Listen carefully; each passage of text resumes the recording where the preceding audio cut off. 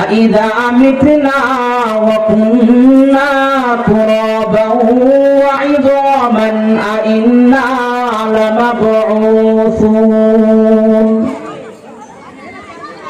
যারা কাফের মুশরিক ইহুদি নাসারা তারা বলতে থাকে আমার এই দেহটা যখন মরে যাবে, পচে গলে যখন বিলীন হয়ে যাবে, আবার কিভাবে আমাকে সৃষ্টি করবে, আমাকে আবারও কিভাবে একত্রিত করবে, এটা আমার বুঝে আসে না। কুরআনুল হাকিমে আরেক আয়াতের মধ্যে আল্লাহ পাক রব্বুল আলামিন বলেন, কুলিল্লাযী ফাতারাকুম, হে পয়গম্বর আপনি তাদেরকে বলে দেন আমি যেভাবে মানুষকে সৃষ্টি করেছি আমি আবারও সুন্দর করে তাদেরকে আবারও আমি জীবিত করতে পারবো। বলেন না আল্লাহু আকবার। এতে কোন ধরনের কোন সন্দেহ আছে বলেন? যেই মহান মালিক আমাকে সৃষ্টি করেছে, ওই মহান মালিক যেভাবে আমাকে মৃত্যুবরণ করাবেন, ওই মালিক আবারও আমাকে তিনি সৃষ্টি করবেন। আল্লাহু আকবার কাবীরা।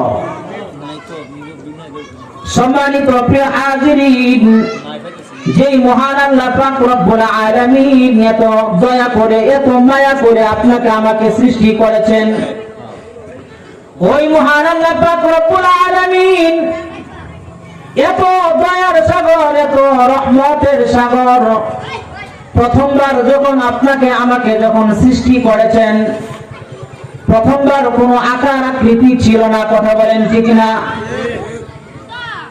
দ্বিতীয়বার যখন সৃষ্টি করবেন তখন তো আরো সহজ হয়ে যাবে। মানুষকে সৃষ্টি করার জন্য আরো তো সহজ হয়ে যাবে। কিন্তু যারা কাফের মুশরিক ইহুদি নাসারা, তাদের দিলের ভিতরে এমন প্রশ্ন জাগে, আমাকে আল্লাহ দুনিয়াতে সৃষ্টি করেছে, আবারও আমার মৃত্যুবরণ করতে হবে, আবার কিভাবে আমাকে সৃষ্টি করবে, কথা আমার বুঝে আসে না। এটা কিভাবে আমার সম্ভব হবে? সম্মানিত প্রিয় হাজিরিন, কোরআন হাদিসের ভাষা যদি আমার দিলের ভিতরে যখন আমার প্রশ্ন জাগে, কোরআন হাদিস আমার বিশ্বাস করতে হলেও আমার ভিতরে ঈমান রাখতে হবে। যদি আমার দিলের ভিতরে বিশ্বাস না থাকে তারপরেও আমার কোরআন হাদিস আমার মানতে হবে, কথা বলেন ঠিক না? সম্মানিত প্রিয় হাজিরিন, একদিন হযরত ইব্রাহিম আলাইহিস সালাতু ওয়াস সালাম তিনি প্রশ্ন করিলেন, ও কাবার মালিক, আল্লাহ তাআলার কাছে তিনি আবেদন করলেন, আপনি মানুষকে পৃথিবীতে সৃষ্টি করেছেন, যত জিন ইনসান, আবারও এইগুলা আবার মৃত্যুবরণ করবে, প্রত্যেকটি প্রাণীর দেহগুলো পচে গলে তারা বিলীন হয়ে যাবে, আপনি আবারও কিভাবে এগুলো সৃষ্টি করবেন আমাকে একটু দেখান। কুরআনুল হাকিমের মধ্যে আল্লাহ পাক রব্বুল আলামিন তিনি বলেন, فخذ أربعة من الطير فصرهن إليك ثم اجعل على كل جبل منهن جزءا ثم ادعهن يأتينك سعيا। ও ইব্রাহিম, তুমি চারটা পাখি তোমার হাতের মধ্যে, তুমি চারটা পাখি নাও, ওই চারটা পাখিকে তুমি সুন্দর করে এগুলো তুমি পুষ বানাও, পুষ বানিয়ে এগুলাকে তুমি জবাই করো, রক্ত মাংস একসাথে একত্রিত করে তুমি পাহাড়ের কিনাই তুমি রেখে আসো। এরপরে তুমি ওই পাখিগুলো তুমি নাম ধরে ধরে তুমি ডাক দাও, দেখবা তোমার হাতের মুঠের মধ্যে চলে এসেছে। বলেন না আল্লাহু আকবার। হযরত ইব্রাহিম আলাইহিস সালাতু ওয়াস সালাম তিনি চারটা পাখি নিলেন। প্রথম নম্বরে নিলেন একটা ময়ূর পাখি, দ্বিতীয় নম্বরে নিলেন একটা কবুতর, তৃতীয় নম্বরে নিলেন একটা কাক, চতুর্থ নাম্বার নিলেন একটা মোরগ, নিয়ে এইগুলো তিনি জবাই করলেন। জবাই করে এগুলো একত্রিত করে কল্লাগুলো তিনি আলাদা রেখে দিলেন।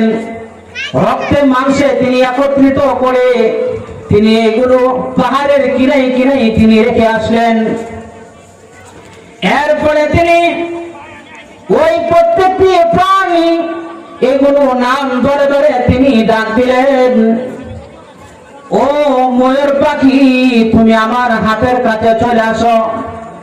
ওই ময়ূর পাখিকে তিনি ডাক দেওয়ার সঙ্গে সঙ্গে ওই ময়ূর পাখি হাতের মধ্যে চলে এসেছে, বলেন না সুবহানাল্লাহ। এইভাবে প্রত্যেকটি প্রাণীগুলো এক একজনকে নাম ধরে ধরে তিনি ডাক দিলেন। ডাক দেওয়ার সঙ্গে সঙ্গে প্রত্যেকটি প্রাণীগুলো তার হাতের মুঠের মধ্যে চলে এসেছে, সুবহানাল্লাহ। তো এতে আমাদের কোন সন্দেহ আছে? যে আল্লাহ আপনাকে আমাকে সৃষ্টি করেছেন, ওই আল্লাহ মৃত্যুবরণ আপনাকে করাবে, ওই আল্লাহ কিয়ামতের ময়দানে আপনাকে আমাকে আবারও পুনরায় জীবিত করে উঠাবেন, সুবহানাল্লাহ। এতে আমার দিলের ভিতরে বিন্দু পরিমাণ কোন সন্দেহ ঢোকানো যাবে না। কথা বলেন ঠিক না? সম্মানিত প্রিয় হাজিরিন, আমরা যে মহান আল্লাহ পাক রব্বুল আলামিন আপনাকে আমাকে এত সুন্দর করে দয়া করে মায়া করে আমাদেরকে সৃষ্টি করেছেন, ওই মালিকের আনুগত্য করে আমাদের চলতে হবে। প্রিয় হাজিরিন, সময় স্বল্পতার কারণে এখানে শেষ করলাম। ওয়া আখিরু দাওয়ানা আনিল হামদুলিল্লাহি রাব্বিল আলামিন। আলহামদুলিল্লাহ।